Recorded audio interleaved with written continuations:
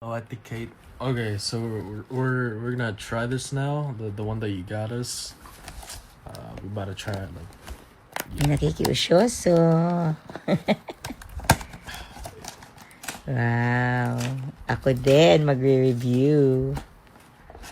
Ito yung sinasabi nilang famous na Dubai Chewy Cookie. Wow!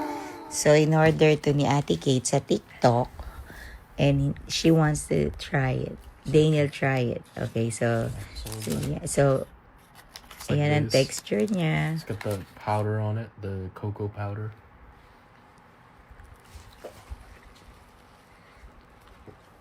Oh my god. That's like Chewy nga. it's like tough to like it's like rubber. The sweetness. It's not overly sweet, but it's like you really gotta chew it. Kaya nga chewy. Meron siyang powdery chocolate. Pero, hindi naman siya sweet. Hindi naman siya mapait. So, sakto lang. For me, from 1 to 10 anak, how would you rate it? Like a 6.5.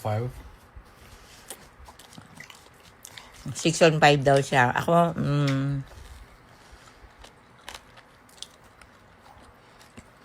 mga 7. Ate Kate, thank you. Thank you so much for this.